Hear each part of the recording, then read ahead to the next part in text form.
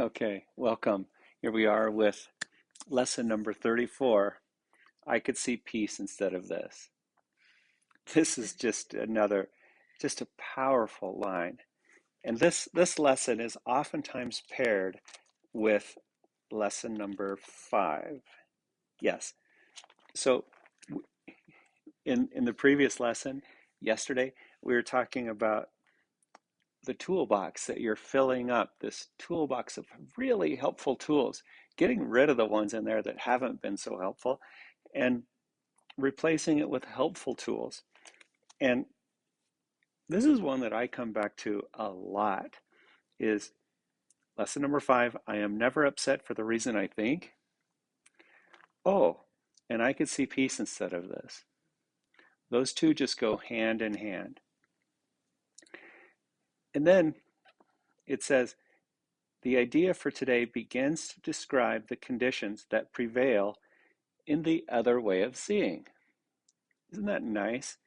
Lesson number 3 just was this beautiful precursor.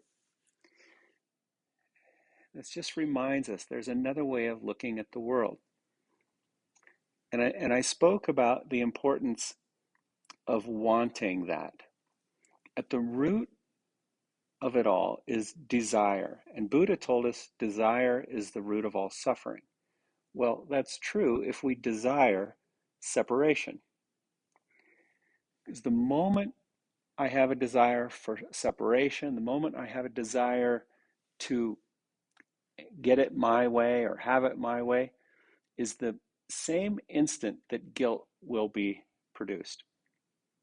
I can't have it my way and not be guilty. A little practice, a little meditation, you'll find that to be true. So, if Buddha was right in desire is the root of all suffering, then we must be desiring the wrong thing. See, that was Buddha's way of saying, change your desire. Doesn't mean we have to beat ourselves up. Doesn't mean we have to live austere lives or anything like that. It just means we got to change our prayer. So we change the prayer for separation to one of unity. And on the surface, we have, we have these bodies, we flutter and float around, we interact, and then we have emotions, and we react to the emotions, and then we have thoughts that precede the emotions and actions. And as we slip down from the actions, the perceptions, the thoughts, the emotions, we get closer to the root of it all. And that's what makes the yoga, that's what makes this journey an inward journey.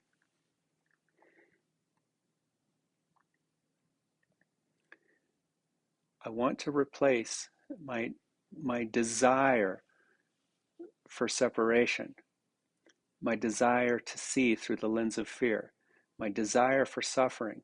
I want to replace that, begin to see through the lens of love. Seated against the wall, put your right leg in front of the left and curve forward. You know this shape. Approach it as if you've never done it before. You have the heels out by the knees. You slowly curve. We can't do the same shape twice. It's like crossing the same river twice. It's always different.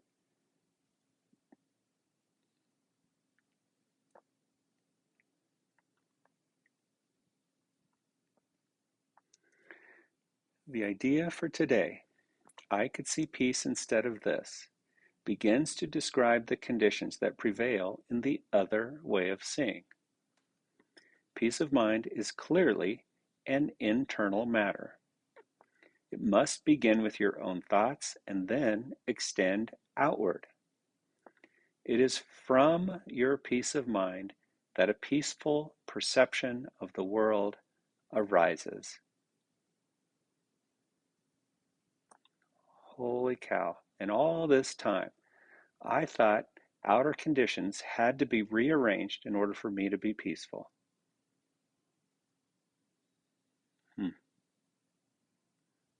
That's powerful.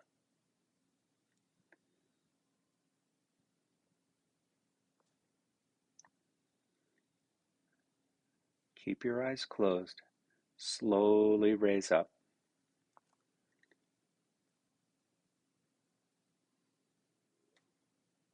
Rest against the wall. Rest your hands on your knees or your thighs. Eyes closed. It is from your peace of mind that a peaceful perception of the world arises.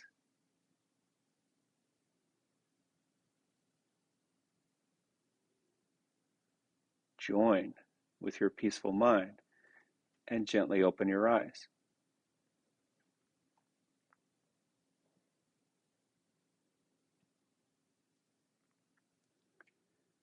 And change the cross of your legs.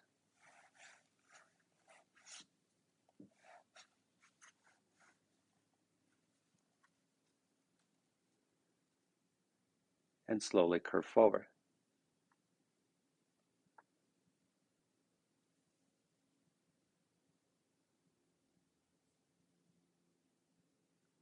This is so helpful because now I know where to look for peace of mind.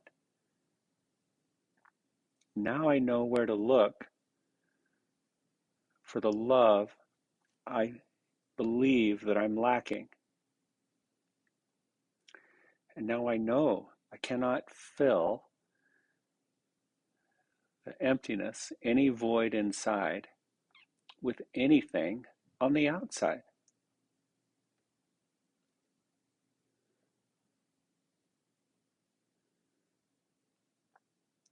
It would be like waking up in the morning, getting out of the shower, and looking in the mirror,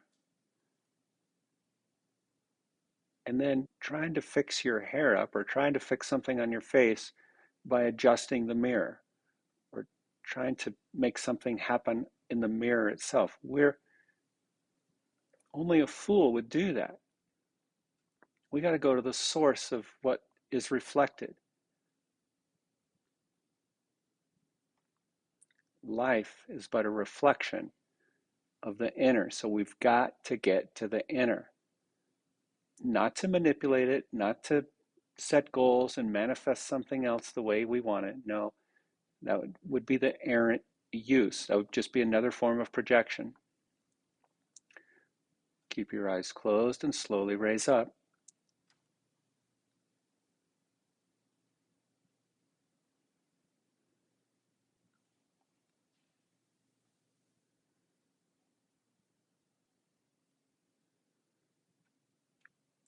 I want to get to the source. I want to be guided.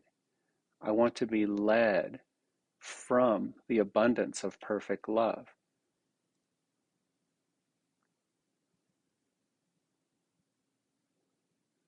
Open your eyes and let it be so.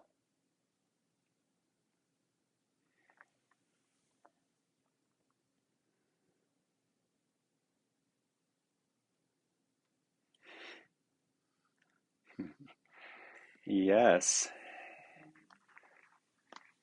And now roll onto your back.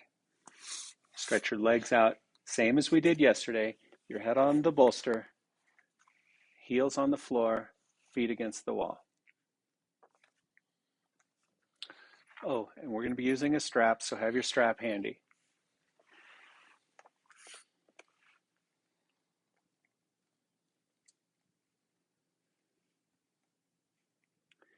Yeah, and so your feet touch the wall.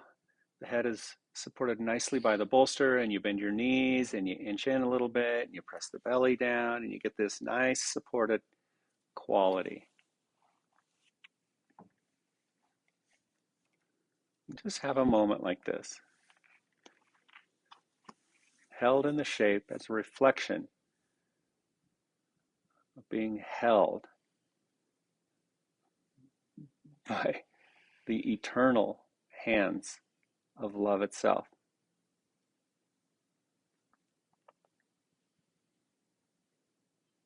Yeah, thank you.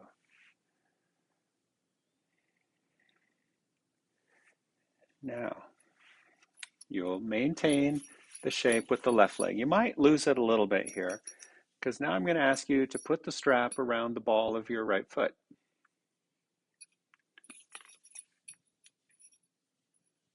And then extend your leg up and away, right?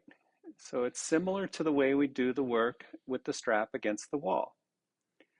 The shoulders are off the floor, the elbows are straight, the fingers in the hands and thumbs are doing some work. Both knees are straightening.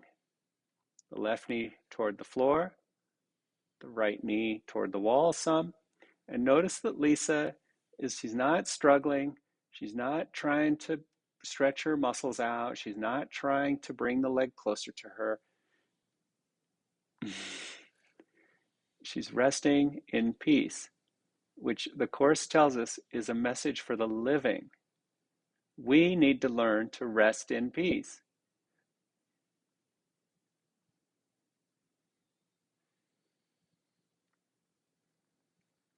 It's very good. Let the shape support you as you support the shape.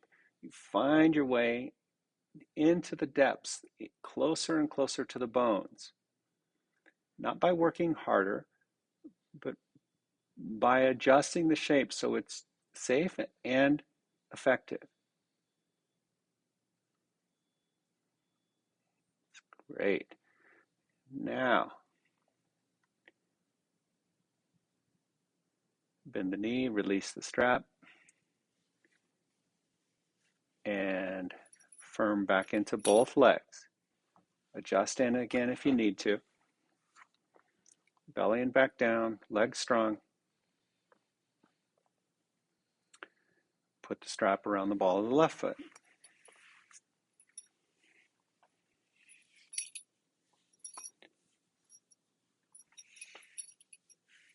That's good. Extend it up and away toward the wall a bit. Lisa's at about 45 degrees here, and that's really pretty nice angle. You might even be a little bit lower. Some of you who have inherent flexibility may be closer to vertical, but I'll ask you not to go past 90 degrees. Otherwise, we lose the ability to get deep into the bone. If you go past 90 degrees, then it becomes all about the soft tissues. Just like A Course in Miracles, it's direct and it's deep and it's profound, and that's how we want our yoga to be. Direct and deep and profound. Always safe. Physically, mentally, emotionally. Safe, but not avoiding.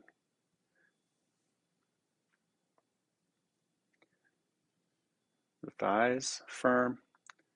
You can extend up through the left heel as the right heel presses into the wall.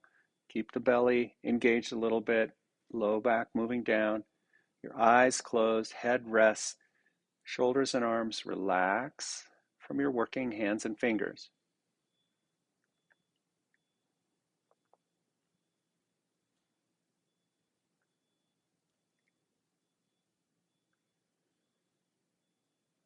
That's good. Then gently release, lower your foot back to the wall.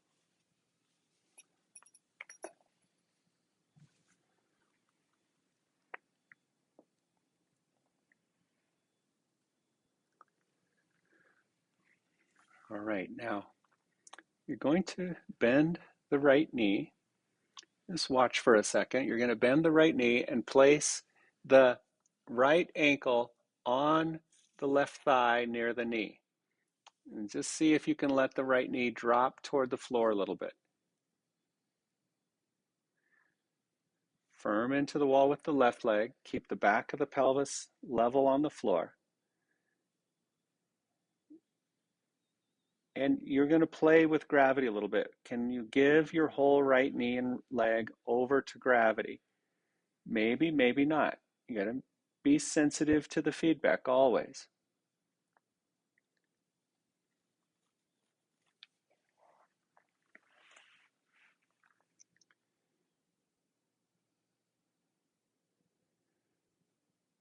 See, in the yoga, we get to adjust so the feedback is just right. If it's painful or annoying or it's too much work or you're fighting it, remember, I can see peace instead of this.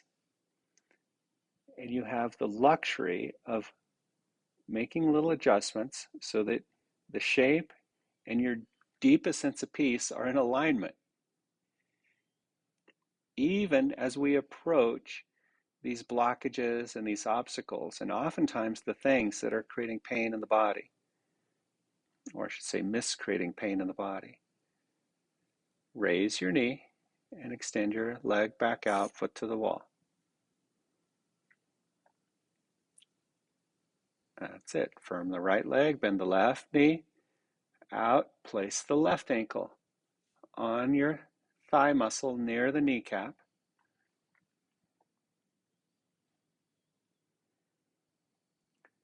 The right leg firming to keep the pelvis and even the low back moving down. That's what keeps the shape honest as you toy with gravity here a little bit.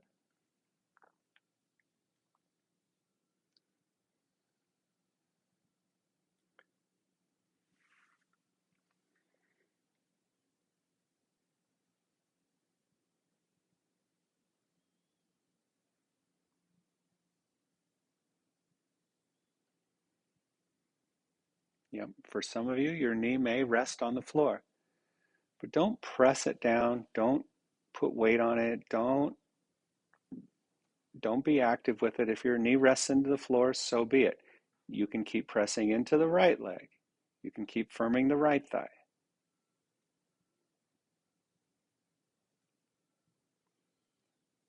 All right. Now bring the knee up. Straighten the leg out. Squeeze your legs together. Firm your knees toward the floor.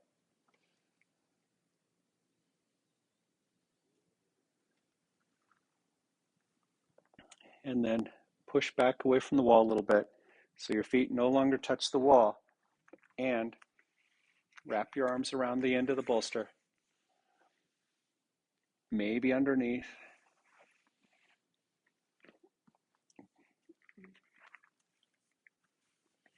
See, this is a progression. Some of you come into the practice with a lot of issues in the shoulders. And so you can see how this whole movement, especially coming under the bolster, is a progression on the shoulders. So you may be in a T, you could have your hands under your head interlocked here. Lots of options to make the shape work for you. Turn your head to the right and rest.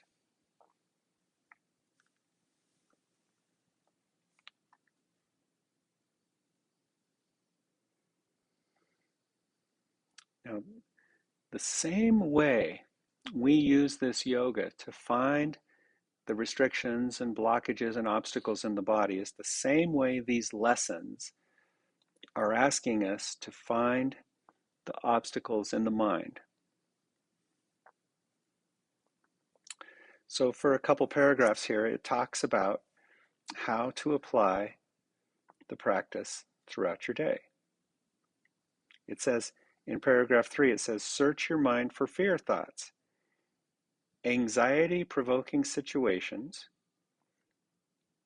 open quote, close quote, offending personalities or events, or anything else about which you are harboring unloving thoughts. Note them all casually, repeating the idea for today slowly as you watch them arise in your mind, and let each one go to be replaced by the next. So we're bringing up our thoughts that are not peaceful and gently acknowledging that, hey, I could see peace instead of this.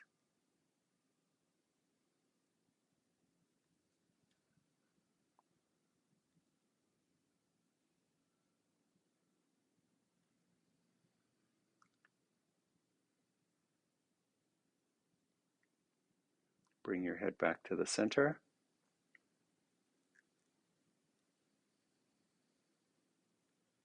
If you happen to have your fingers interlocked, you could switch the interlock of your fingers. And Keeping your eyes closed, slowly turn to the left.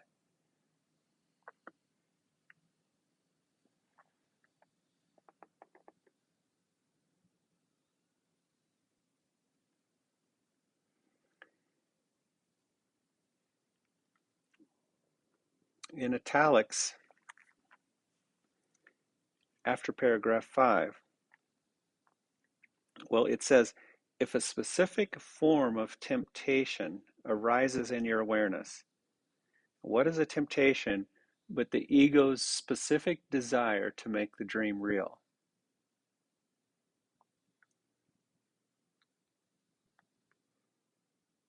Temptation is a specific desire to make the dream real.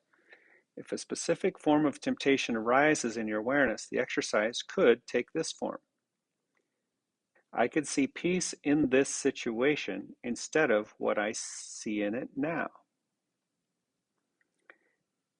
If the inroads on your peace of mind take the form of more generalized adverse emotions, such as depression, anxiety, or worry, use the idea in its original form.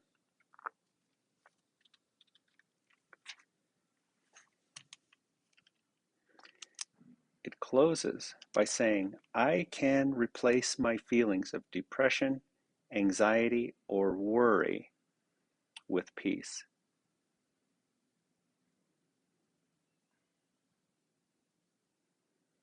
Those are 3 pretty heavy things: depression, anxiety, and worry.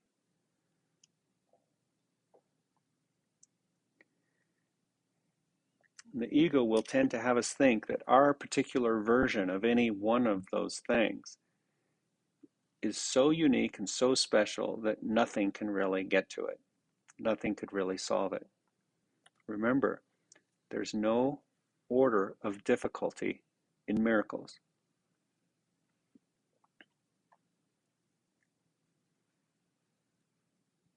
Forgiveness is forgiveness.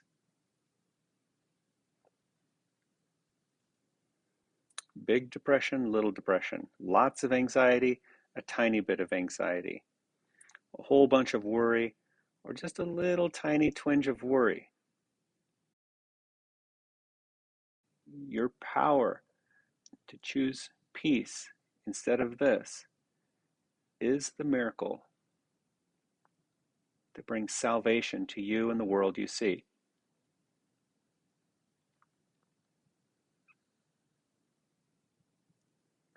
Bring your head back to the center.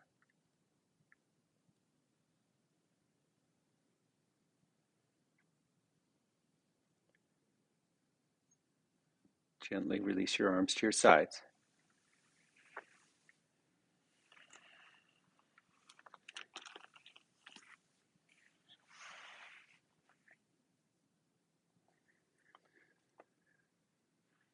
And then roll onto one side. When you're ready, push yourself up, find a comfortable seat.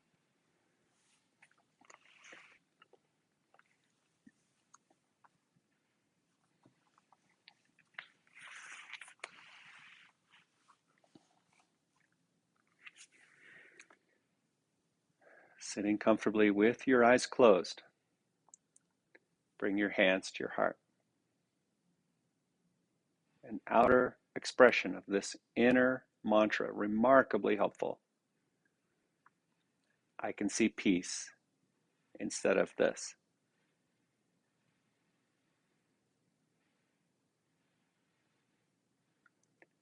Namaste.